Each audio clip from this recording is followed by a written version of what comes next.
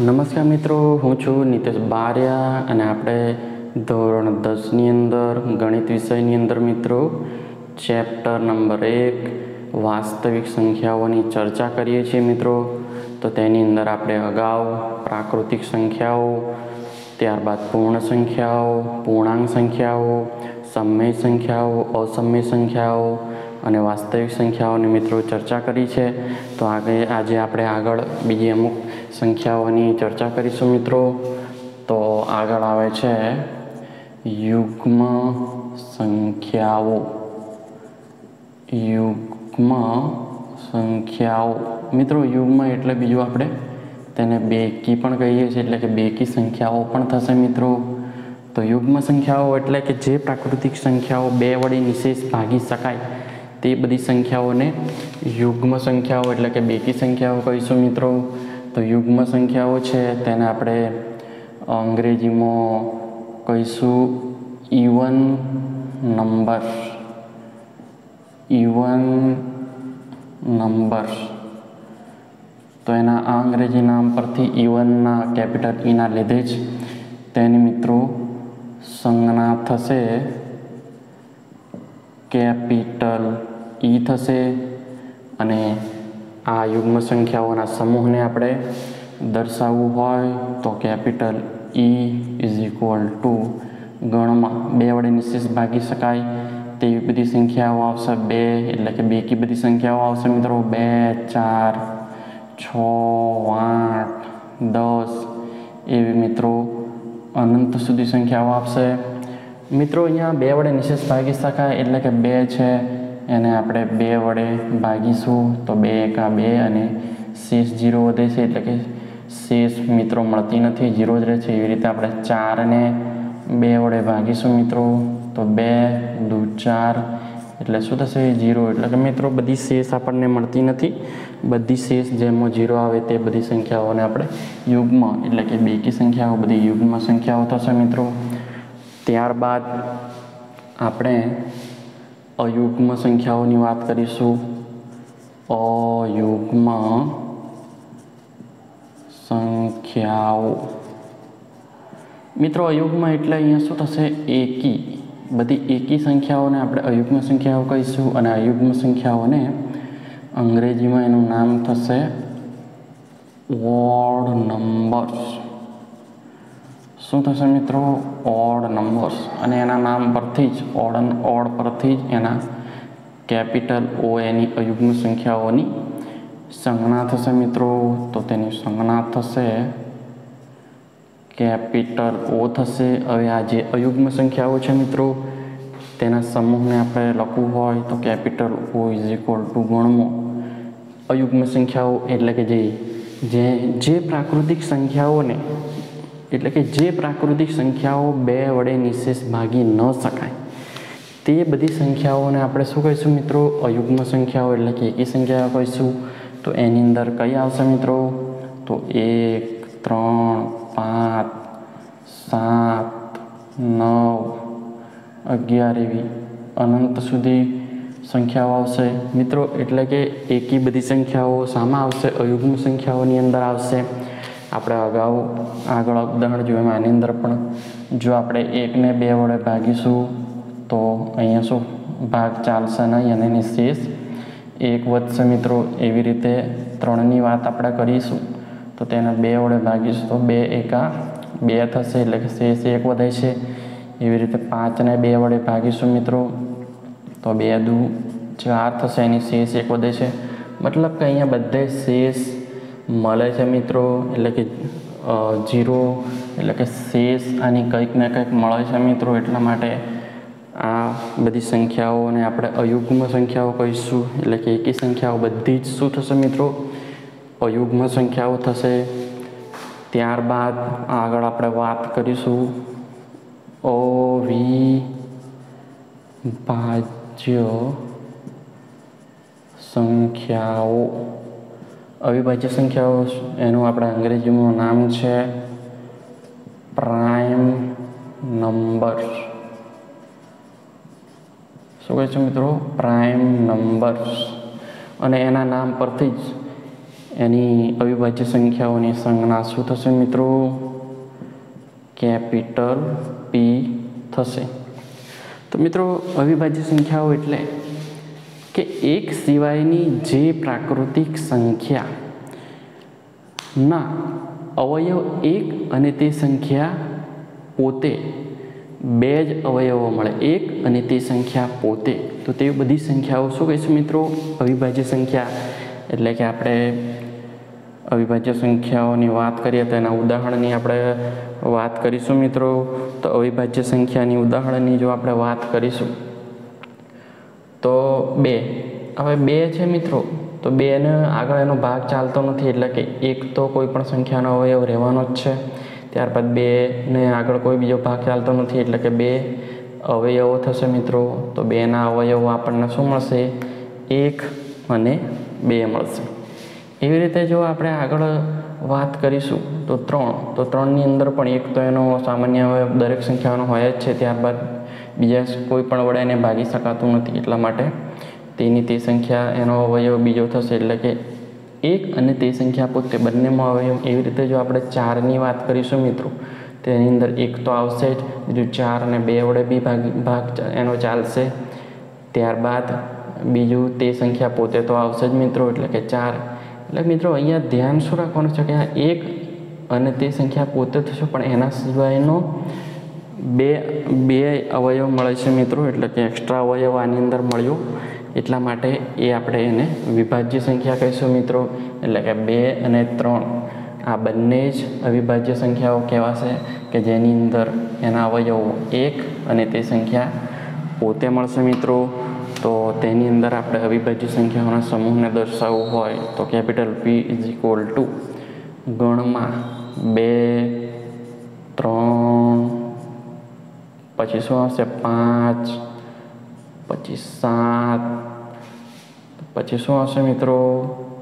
11, 8, 9 વડે તો ભગાશે મિત્રો, 10 વડે બી ભગાશે, 11 વડે. એવી રીતે મિત્રો અનંત સુધી આપણને અવિભાજ્ય સંખ્યાઓ આવી રીતે મળશે. ત્યારબાદ મિત્રો આગળ આપણે વાત કરીએ તો આવશે વિભાજ્ય સંખ્યાઓ. વિભાજ્ય સંખ્યાઓ છે એને આપણે અંગ્રેજીમાં મિત્રો કહીશું કોમ્પોઝિટ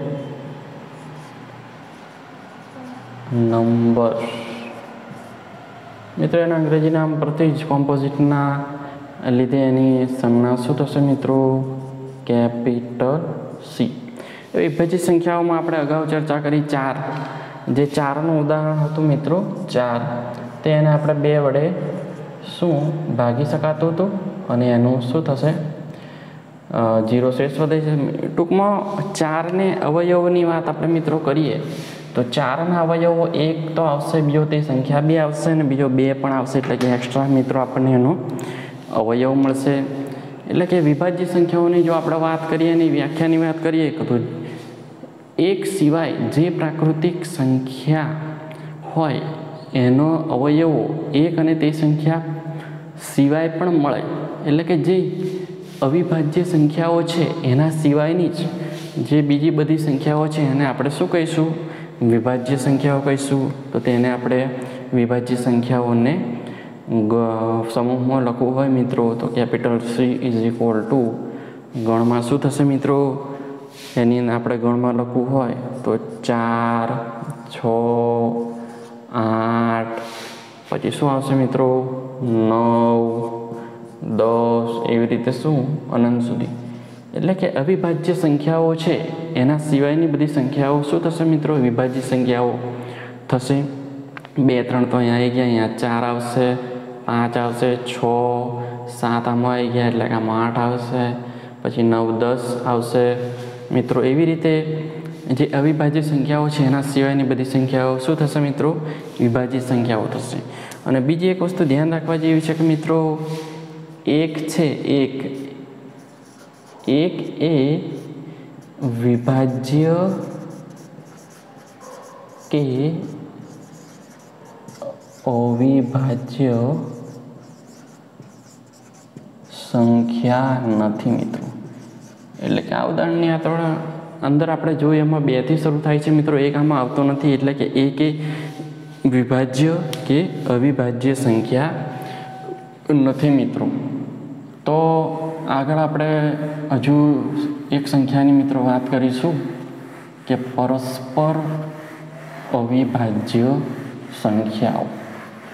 એની આપણે મિત્રો ચર્ચા કરવાની છે.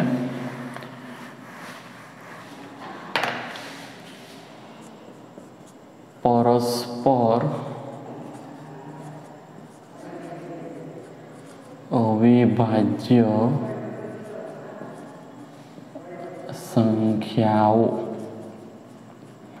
તો મિત્રો એની અંદર શું થશે? પરસ્પર અવિભાજ્ય સંખ્યાઓ થશે. તેની અંદર શું થશે કે જે બે પ્રાકૃતિક સંખ્યાઓ છે એના બંનેના સામાન્ય અવયવ માત્ર શું મળશે? એક જ હોય. બે પ્રાકૃતિક સંખ્યાઓનો સામાન્ય અવયવ એક જ હોય તેવી બધી જ પ્રાકૃતિક સંખ્યાઓને આપણે શું કહીશું? પરસ્પર અવિભાજ્ય સંખ્યાઓ કહીશું. એટલે કે બે સંખ્યાઓ હોય તો એના બંનેના જે અવયવો છે તેમની વચ્ચે સામાન્ય અવયવ મિત્રો એક જ થશે. એટલે કે ઉદાહરણ આપણે જોઈશું તો મિત્રો આપણને વધારે ખબર પડશે. તો ઉદાહરણની અંદર મિત્રો આપણે જોઈએ તો લઈએ એક 8 અને બીજું શું લઈશું? 15. તો હવે 8ના અવયવો પાડીશું તો એક તો રહેશે જ. ત્યારબાદ 8ને 2 વડે બી ભાગી શકાશે, બીજું 4 વડે બી ભાગી શકાશે અને તે સંખ્યા એટલે કે 8 વડે ભાગી શકાશે. એવી જ રીતે 15ને 1 વડે તો ભગાશે જ, ત્યારબાદ 3 વડે ભગાશે, પછી 5 વડે ભગાશે, પછી શું થશે મિત્રો? 5 પછી 15 તે સંખ્યા પોતે. આટલા મિત્રો આના શું છે? આ બંને પ્રાકૃતિક સંખ્યાઓના મિત્રો અવયવ છે. તો આની અંદરથી તમને માત્ર સામાન્ય અવયવ એક જ દેખાશે. તો તેવી જે બે પ્રાકૃતિક સંખ્યાઓ છે મિત્રો એની અંદર સામાન્ય અવયવ માત્ર એક જ હોય તેવી સંખ્યાઓને પરસ્પર અવિભાજ્ય સંખ્યાઓ કહે છે મિત્રો. આગળ મિત્રો આપણે પ્રાકૃતિક સંખ્યા, પૂર્ણ સંખ્યા, પૂર્ણાંક સંખ્યા, ત્યારબાદ સમય, અસમય સંખ્યા અને વાસ્તવિક સંખ્યાઓની આપણે ચર્ચા કરી. તો તેની અંદર મિત્રો સૌપ્રથમ આપણે જોડે ચર્ચા આપણે કરી પ્રાકૃતિક સંખ્યાની વાત કરી મિત્રો. આપણે પ્રાકૃતિક સંખ્યાની વાત કરીએ, એનો સંજ્ઞા હતી કેપિટલ N હતી. ત્યારબાદ મિત્રો આપણે પૂર્ણ સંખ્યાની વાત કરી, તેની સંજ્ઞા શું હતી? Capital W. ત્યારબાદ આપણે પૂર્ણાંક સંખ્યાની વાત કરી મિત્રો, તો તેની સંજ્ઞા હતી I અથવા શું? Z હતી. ત્યારબાદ સમય અને અસમય સંખ્યાની મિત્રો વાત કરી, તો તેની અંદર સંજ્ઞા શું હતી? સમયની કેપિટલ Q અને અસમયની હતી કેપિટલ Kની ઉપર 12 મિત્રો. ત્યારબાદ આપણે ચર્ચા કરી વાસ્તવિક સંખ્યાની વાત કરી મિત્રો, તો તેની આપણે સંજ્ઞા હતી કેપિટલ R. તો મિત્રો આની અંદર તમે જોશો તો અહીંયા જે પ્રાકૃતિક સંખ્યાઓ છે તે જ બધી જ સામો આવી જશે મિત્રો પૂર્ણ સંખ્યામાં આવી જશે. એટલા માટે એને ઉપગણ N કેપિટલ N ઉપગણ W લઈશું મિત્રો. હવે બધી જ પૂર્ણ સંખ્યાઓ છે તે મિત્રો બધી પૂર્ણાંક સંખ્યાઓમાં આવી જશે. એટલા માટે શું બીજો ઉપગણ આપણે એનો Z પર લખી શકીએ મિત્રો. ત્યારબાદ બધી જ પૂર્ણાંક સંખ્યાઓ સમય અને અસમય સંખ્યાઓ મિત્રો આવી જશે. એટલા માટે આપણે એનો ઉપગણ શું કરીશું? Q. ત્યારબાદ આ બધી જ સમય અને અસમય સંખ્યાઓનો જે સમૂહ છે એને જ આપણે મિત્રો વાસ્તવિક સંખ્યા કહેતા હતા. એટલા માટે એનું ઉપગણ આગળ શું થશે મિત્રો? R થશે મિત્રો. આ રિલેશન પણ આપણે સમજવું જરૂરી છે મિત્રો. તો એકવાર ફરીથી જોઈ લઈએ તો જે પ્રાકૃતિક સંખ્યાઓ હતી એની અંદર કઈ કઈ સંખ્યાઓ મિત્રો આવતી હતી? તો શૂન્ય સિવાયની 1, 2, 3 થી કેવી અનંત સુધીની બધી સંખ્યાઓ આવતી હતી. તેવી જ રીતે પૂર્ણ સંખ્યાની અંદર શૂન્ય એડ આપણે કરી દેવાનો હતો અને બીજી ધન પૂર્ણાંક સંખ્યાઓ એટલે કે 1, 2, 3 એવી રીતે અનંત સુધી મિત્રો આવતી હતી. ત્યારબાદ પૂર્ણાંક સંખ્યાની અંદર શું? ઋણ પૂર્ણાંક સંખ્યાઓ એડ થઈ જતી હતી મિત્રો. એટલે કે નેગેટિવ અનંત -3, -2, -1, 0 થી તે 1, 2, 3 એવી બધી સંખ્યાઓ મિત્રો પૂર્ણાંક સંખ્યાની અંદર આવતી હતી. ત્યારબાદ સમય અને અસમય સંખ્યાની મિત્રો વાત કરીશું તો તેને P/Q ફોર્મમાં હોય તેવી સંખ્યાઓ, પરંતુ તેની અંદર P અને Q છે તે શૂન્ય, ધન કે ઋણ પૂર્ણાંક સંખ્યા આવતી હતી મિત્રો, પરંતુ જે છેદમાં જે ક્યુ છે તે શૂન્ય હોઈ શકે નહીં. આ કન્ડિશન આપણે ફોલો કરે તેવી પી છેદમાં ક્યુ વાળી બધી સંખ્યાઓ શું કહેતા હતા મિત્રો? આપણે સમય સંખ્યાઓ કહેતા હતા. ત્યારબાદ જે સમય સંખ્યાઓ ન હોય તે બધી સંખ્યાઓને અસમય સંખ્યાઓ કહેતા હતા મિત્રો. ત્યારબાદ સમય અને અસમય સંખ્યાઓના સમૂહને આપણે મિત્રો વાસ્તવિક સંખ્યા કહીએ છીએ. તો આ ચેપ્ટર જ મિત્રો એનું નામ જ છે વાસ્તવિક સંખ્યાઓ, રિયલ નંબર્સ. તો તેની આપણે મિત્રો હવે આગળ ચર્ચા કરવાના છીએ.